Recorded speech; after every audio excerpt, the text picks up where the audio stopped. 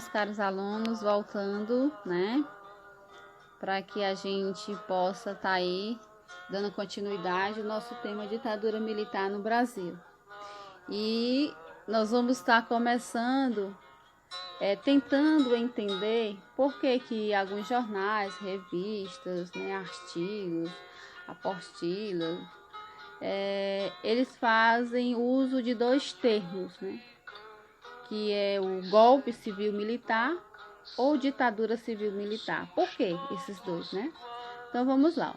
Se usa o golpe civil-militar, porque teve a participação do Exército. O Exército, principalmente da alta patente militar.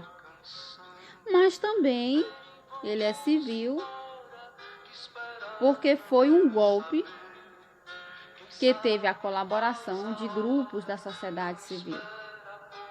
Grupos importantes, né? Grupos que eram significativos da sociedade civil. Por exemplo, a gente pode aí citar os grupos políticos, também os empresários, né? Assim, esses grupos, eles se movimentaram em favor da oposição de João Goulart. Isso é tão certo que a história ela conta que aqueles que defenderam o golpe, a deposição de João Goulart, acreditavam que estavam defendendo não um golpe, mas estavam defendendo uma revolução. Então, assim, parte dos meios de comunicação, das mídias, informaram na época a saída de João Goulart como uma revolução. E se você for ler a história, você lê o texto, o contexto, o pretexto, você entende que não foi bem assim. E sim, foi um golpe mesmo. Agora, por que golpe, né? Por que chamamos golpe, né? Simplesmente porque interrompeu o golpe, ele nesse sentido, nesse contexto, ele quer dizer que é golpe porque interrompeu o mandato, interrompeu o governo de um presidente que que havia sido democraticamente eleito. E aí, então, João Goulart, a partir daí, sai do Brasil. Provisoriamente, outro assume a presidência, que foi Ranieri, né? Ele que era o presidente da Câmara. E Ranieri fica até a entrada do primeiro presidente, que foi Marechal Deodoro.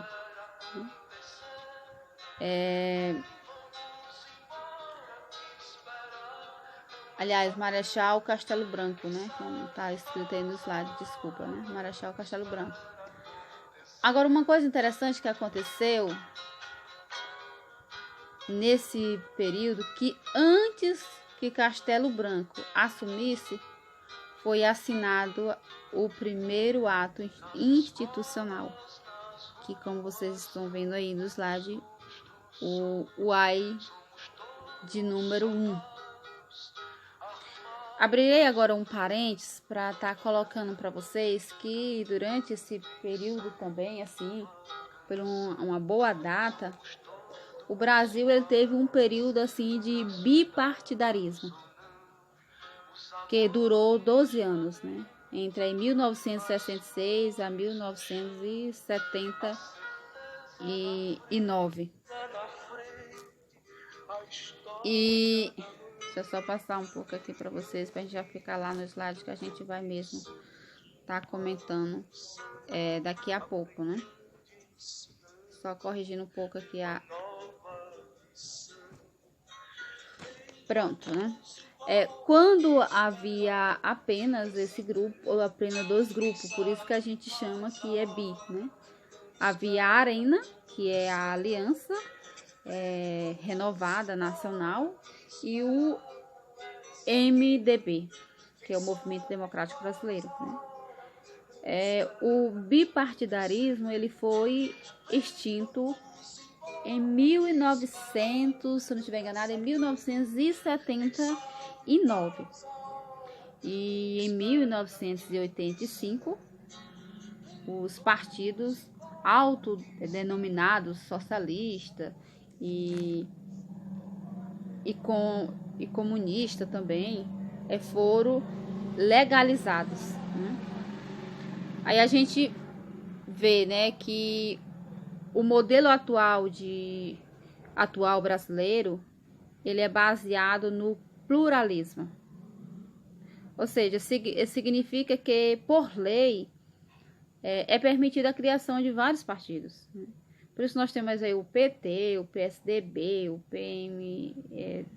PMDB e tantos outros, né?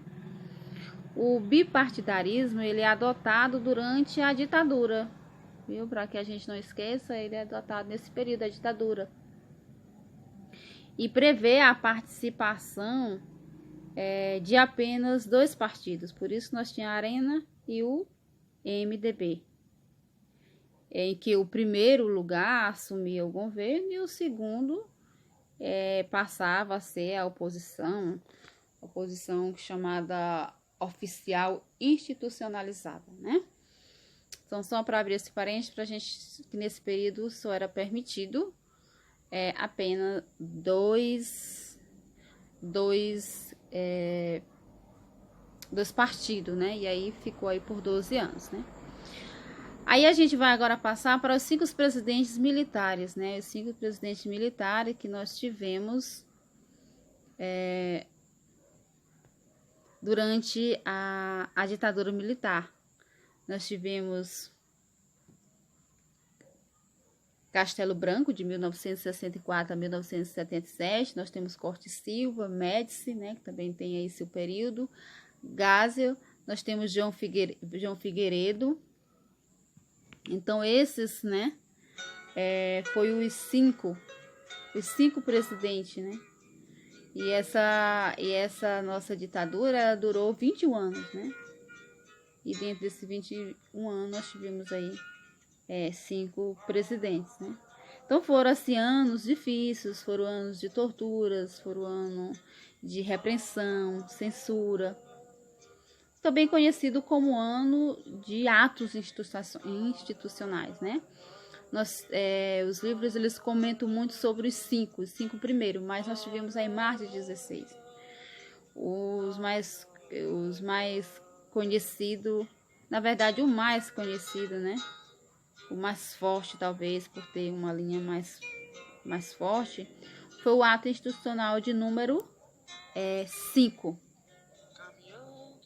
Ele foi, assim, um ato, assim, que chamou muita atenção, né? Os atos institucionais, o que seriam eles, né? Eles são decretos, né? Assinados pelo governo. E esse governo, ele dá legitimidade, né? A partir do seu assinado, né? Pelo governo, dá legitimidade à ditadura. E nesses 21 anos de ditadura no país, muitas estatais foram criadas, né? Uma das mais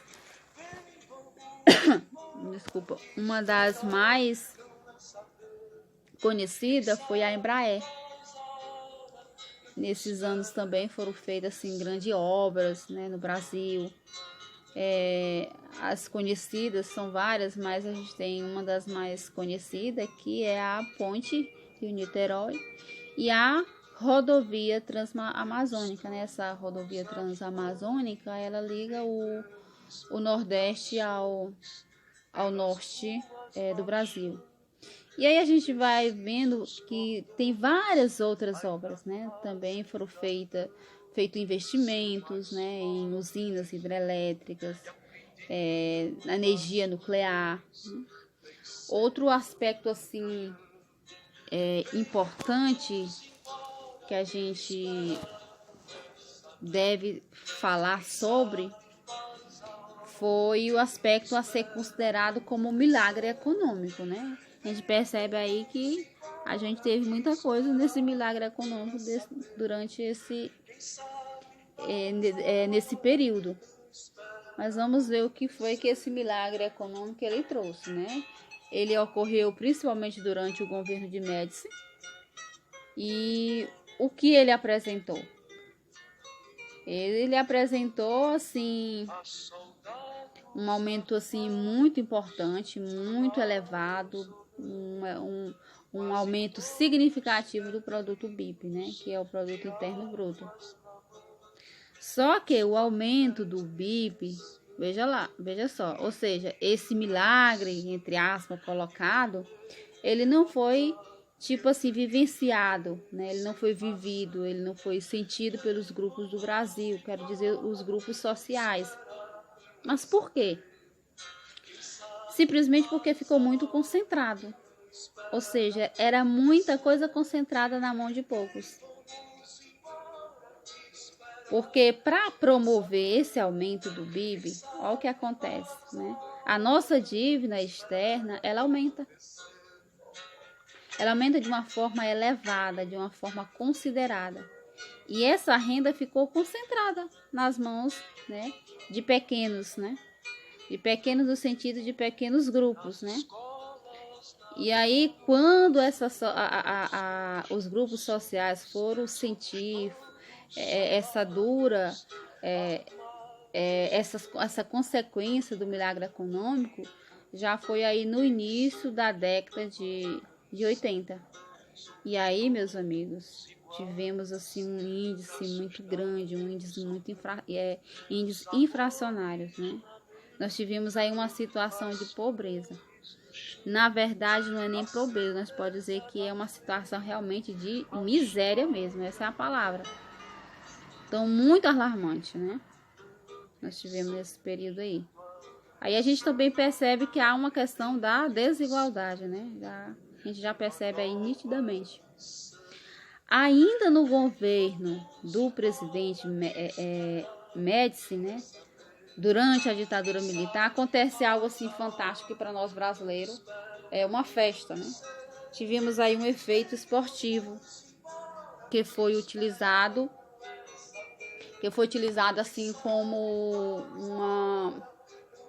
como é que eu posso dizer para vocês? Como uma propaganda, né, pelo governo na época, que foi a vitória do Brasil, né, a Copa do Mundo de 70, né, 1970.